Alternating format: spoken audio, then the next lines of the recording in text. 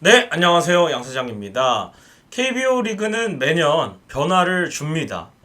어떤 제도들이라든지 또 실행을 해보고 뭔가 좀, 이 구단이나 단장들의 이야기를 들어보고 좀 아쉬운 부분이나 보완이 필요한 부분이 있으면 제도를 좀 개선해 나가는 부분이 있거든요. 그래서 올 시즌을 앞두고 변화가 좀 있습니다. 이제 2025 시즌 그리고 나아가서 2026 시즌에 KBO 리그는 또 약간의 변화를 맞게 되는데요. 오늘은 이 변화들에 대해서 설명을 해드리고요. 변화의 가장 저는 큰 이슈는 아시아 쿼터의 도입이라고 봅니다. 그래서 아시아 쿼터 도입에 대한 얘기까지 한번 해보도록 하겠습니다. 자, 먼저 올 시즌부터 새롭게 달라지는 부분에 대해서 한번 살펴보도록 하겠습니다.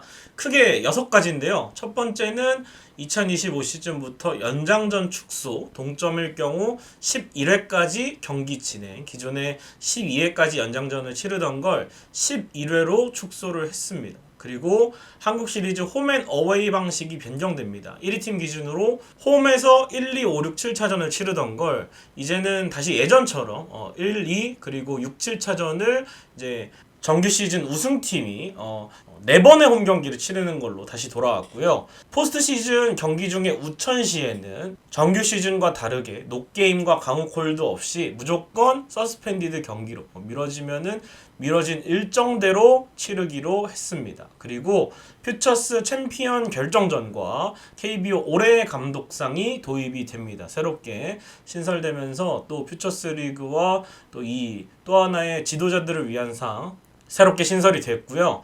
대체 외국인 선수 제도와 FA 등급제 시행, 이거는 따끈따끈한 제도들인데 여기서 또 약간 맹점들이 있어서 수정사항을 좀 개선을 했고요. 2026 시즌 아시아 쿼터가 도입이 됩니다. 그러면서 2026 시즌부터 1군 엔트리에는 29명 등록, 27명 출전으로 확대가 되겠습니다. 자, 먼저 하나하나씩 일단은 살펴보면은 2025 시즌부터 연장전이 한 이닝 줄어듭니다. 동점일 경우에는 11회까지 진행이 되고요. KBO는 피치 클락 도입과 선수단 피로도 완화 등의 조치로 11회 말까지 양팀 동점이면 무승부 처리가 되는 걸로 규칙 수정을 했습니다. 원래는 12회까지 치렀는데 아무래도 그러면 팀들은 투수 소모를 조금 줄일 수 있을 것으로 보이고 또 관중들도 이제 스피드업이 되면서 연장전에 가더라도 좀 더 빠르게 경기를 좀 마칠 수 있는 건 좋은데 무승부가 많이 늘어날 것 같아요. 그래서 저는 12회까지 하더라도 승부치기를 하면 좀 더 이닝이 빨리 끝나지 않을까. 아무래도 메이저리그처럼 하면은 10회부터 주자를 2루에 놓고 양팀이 시합을 치르기 때문에 오히려 더 박진감 넘치는 연장전에 가더라도 그런 경기가 무승부보다는 좀 더 승부를 가르는 경기가 많이 나오지 않을까 싶어서 승부치기 도입에 대한 아쉬움은 좀 있는 것 같아요. 어쨌든 뭐 팬 입장에서는 저도 이제 직관을 가면은 사실 뭐 11회에 경기가 끝나면 12회 무승부보다는 좀 덜 허탈할 것 같습니다만 다만 이제 무승부는 좀 많이 나올 것 같다. 여러분들의 기가 시간은 좀 줄어들 것이다. 연장전을 갔을 때 이렇게 보시면 될 것 같습니다. 그래서 연장전 이제는 11회까지만 치르고요. 두 번째가 이제 한국 시리즈 홈앤 어웨이 방식이 변경이 됩니다. 원래대로 돌아오는 거죠, 사실상. 원래는 1위 팀에 정규 시즌 우승팀 어드밴티지를 주기 위해서 홈, 원정, 홈이었어요. 그래서 LG 트윈스도 2023 시즌 우승을 할 때 5차전 잠실에서 했잖아요. 이 제도가 1위 팀에게 어드밴티지가 주어졌을 때 뭐 LG도 그렇고 기아도 그렇고 다 홈에서 우승을 했고 SSG도 마찬가지로 5, 6, 7차전을 홈에서 치르면서 홈에서 우승을 했고 코로나 이후에는 한국 시리즈가 확실히 1위 팀이 홈에서 끝내는 경우가 많았습니다. 근데 이제 다시 홈 원정 홈으로 환원이 됐는데 사실 뭐 진출팀 간 공정한 경쟁 기회 제공을 위해서 KBO가 이렇게 했다지만 저는 한국 시리즈 우승이 있기 전에 정규 시즌 우승팀한테 144경기를 치르는 혜택은 주어져야 된다고 보거든요. 뭐 메이저리그나 NPB처럼 우리가 양대리그나 뭐 다른 지구별로 나뉜 것도 아니고 단일 리그잖아요. 그래서 페넌트 레이스 144경기 우승팀한테 다른 걸 줄 수 없더라면 이렇게 한국 시리즈에서 5번 홈 경기를 치를 수 있는 거는 엄청난 혜택인데 이게 또 다시 돌아가면은 진짜 업셋도 좀 많이 나오고,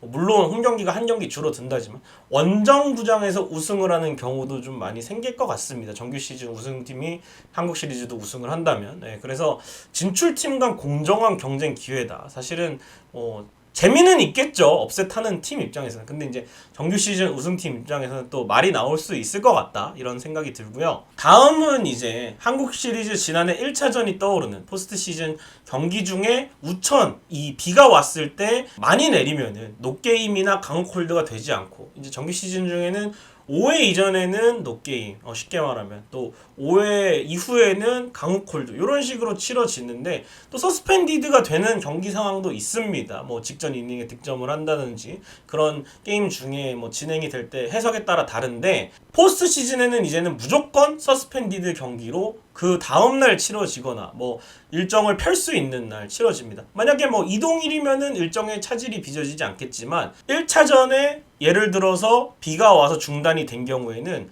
2차전도 미뤄집니다. 이제는. 네. 1차전에 서스펜디드가 선언이 됐어요. 그러면 서스펜디드 경기를 다음날 치르고 곧바로 이어서 2차전을 치르는 게 아니라, 왜냐면은 1회나 2회에 서스펜디드 선언이 되면은 경기를 길게 해야 될 수도 있잖아요. 그래서 저는 이건 맞는 것 같아요. 그 다음날 서스펜디드 경기를 끝내고, 그러니까 1차전은 1박 2일에 걸쳐서 끝내고 그 다음 2차전은 그 다음날로 미루는 이런 식으로 하는 게 저는 괜찮다고 생각을 합니다. 근데 문제는 이제 가을에도 좀 비가 내릴 때가 있는데, 그런 취소에 대한 결정 사항을 우리 관중들이나 우리 구단들 피해 없도록 그렇게 좀 하는 게 중요할 것 같습니다.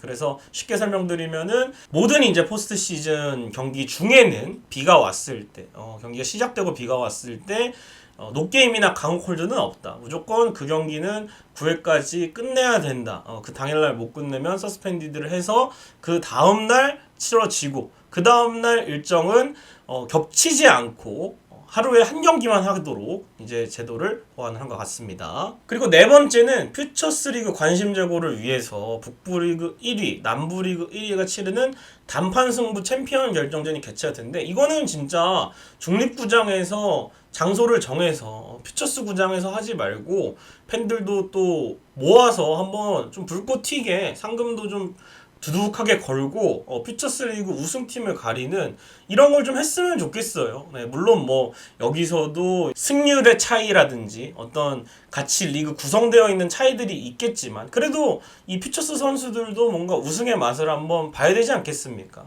그래서 1군 구장에서 이렇게 좀 치러졌으면 좋겠고, KBO 리그 올해 감독상이 도입이 됩니다. 저는 이제 지도자도 상당히 중요한 영역이라 생각해서 감독상이 도입이 됐잖아요. 올해 코치상 정도는 한번 또 추가를 할 수 있지 않을까. 감독상, 코치상까지 해서 이렇게 좀 지도자들을 위한 상도 좀 많이 마련이 됐으면 좋겠고요. KBO 시상식에서 기자단 투표로 수상을 한다고 합니다. 그리고 대체 외국인 선수 제도와 FA 등급제 일부 개선 사항이 있습니다. 원래는 대체 외국인 선수의 계약이 끝나면 기존 외국인 선수가 돌아오면은 대체 외국인 선수는 웨이버 처리가 됩니다. 근데 KBO에서 웨이버 처리가 되면은 일주일 안에 다른 소속팀에서 클레임을 걸어서 이적하지 않는 이상, 만약에 일주일이 지나버리면은 대체 외국인 선수를 써야 되는데도 그 선수는 일주일 후에는 그 시즌 KBO에서 뛸 수가 없기 때문에, 웨이버가 이제 클리어가 되면은 뛸 수가 없기 때문에 뒤에 영입할 수가 없는 그런 제도적인 허점이 있었습니다. 그래서 웨이버 공시 절차 없이 그냥 바로 자유계약 신분으로 풀리기 때문에 어느 팀과 언제라도 편하게 접촉할 수가 있습니다. 그래서 대체 외국인 선수를 뭐 이 팀도 썼다가 뭐 다른 팀이 부상이 생기면 이 팀에서 잠깐 좋았던 선수를 이제 좀 기다렸다가 좀 쓸 수 있는 그런 제도적인 보완점이 마련이 됐고요.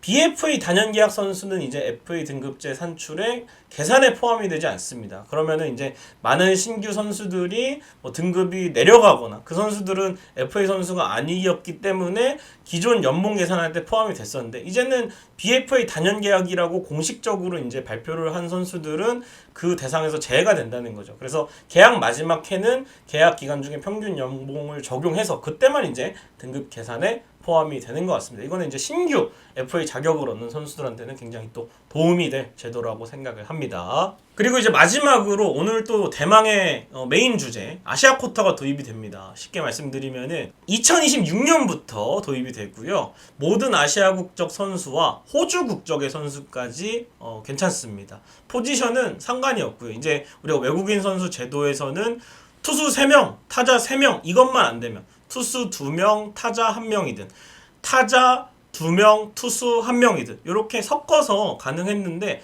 아시아 쿼터는 여기다가 뭐 투수를 1명 더해서 투수 셋 타자 하나, 뭐 투수 둘 타자 둘, 투수 하나 타자 셋 이렇게까지만 적용을 할 수가 있겠고요. 1년간 최대 20만 달러고 이중 국적자, 그러니까 뭐 호주인데 뭐 미국 이중 국적자 해서 뭐 메이저 마이너에서 엄청난 커리어를 보여준 선수나 아니면은 이제 뭐 호주 캐나다 뭐 이런 선수들도 있거든요. 요거는 안 됩니다. 예. 오로지 이제 순수하게 호주 국적, 또 대만 국적, 뭐 일본 국적 요 세 나라의 선수들이 많이 오겠죠. 예, 그리고 직전 또는 해당 연도에 일본, 호주, 대만 리그에 소속이 됐던 선수만 영입이 가능하고요. 그래서 외국인 선수는 이제 아시아 쿼터 포함해서 팀당 4명 보유할 수 있고요. 2026 시즌부터 4명 다 출전이 가능합니다. 한 경기에. 지금도 3명 보유, 3명 출전 가능으로 바뀐 지가 꽤 됐습니다. 예, 그래서 뭐 우리도 포스트 시즌 때 에르난데스, 엔스, 오스틴 다 나오고 뭐 다른 팀들도 이제 3명의 선수가 모두 나오는 경우들도 있었죠. 예, 그렇기 때문에 아시아 쿼터가 추가가 되면 한 명씩 보유수와 출전 가능 수가 추가가 됩니다. 그래서 LG 트윈스의 아시아 쿼터는 또 어떤 선수가 될지 굉장히 궁금한데요. 아까도 말씀드렸지만 지금 외국인 선수의 제도상 투수 셋, 타자 셋으로만 이 3명 보유 중에 도배가 안 됩니다. 지금은 외국인 선수는 투수 둘, 타자 하나, 투수 하나, 타자 둘 이렇게 구성이 할 수 있는데 아시아 쿼터는 포지션 상관없이 영입할 수가 있고요.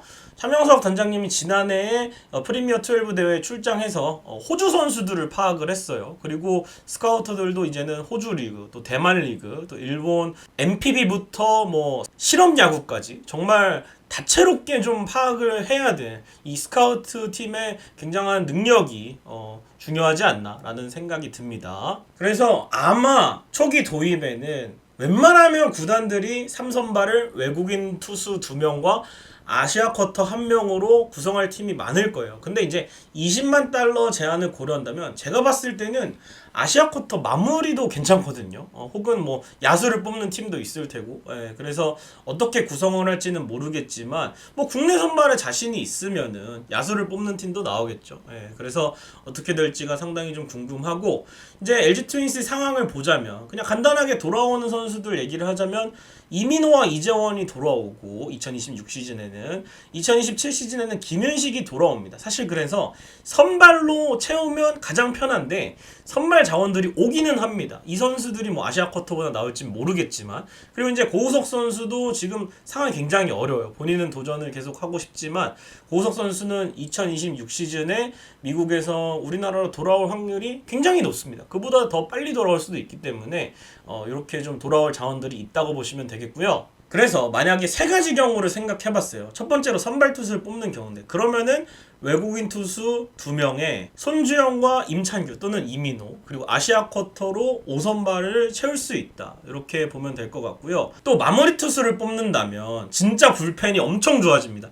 6회부터 유영찬, 장현식, 고우석 아시아 쿼터 마무리 혹은 아시아 쿼터 마무리를 왼손으로 뽑는다면 고우석 선수 앞에도 쓸 수 있어요. 사실 뭐 2025 시즌에 장현식이 마무리로 잘할 수도 있고 지난해 또 유영찬이 마무리를 잘했지만 사실 고우석 선수가 2023 시즌 빼고는 마무리로 충분한 활약을 어떻게 보면 LG 트윈스 마무리로서 가장 적합한 활약을 그동안 해왔기 때문에 아무리 미국에서 실패했어도 분명히 우리나라 와서는 다시 마무리로 잘 저는 할 거라고 생각이 들거든요. 확실히 고우석 없으니까 불안한 거 느끼셨잖아요. 그리고 지난해 그래서 고우석 선수가 오는 타이밍에 아시아 쿼터도 불펜으로 뽑으면 더 큰 시너지가 날 수도 있지 않을까 싶고요. 우리가 또 선발은 임찬규, 이민호, 손주영으로 치르고 또 김윤식도 오고 하니까 또 2025 시즌에 선발 쪽이 또 송승기 선수가 터지면은 진짜 아시아 쿼터 마무리를 한번 고려해볼 만하고요. 마지막으로 야수 쪽에서 뽑는다면 저는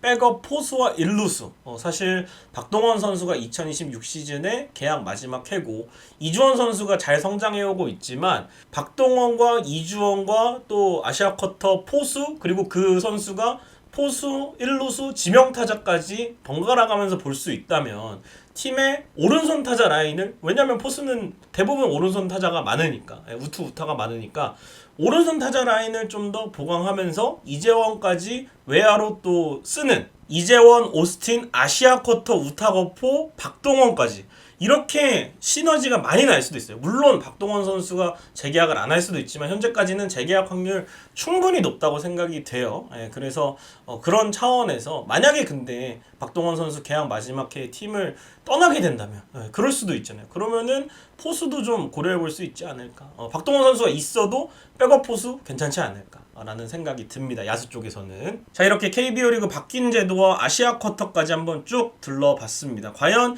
2025 시즌 또 흥행의 인기를 얻은 만큼 어떤 재미난 시즌이 펼쳐질지 좀 기대가 되고요. 2026 시즌에 도입될 아시아 쿼터도 기다려 보도록 하겠습니다. 구독, 좋아요, 알림 설정 부탁드립니다. 여러분 고맙습니다.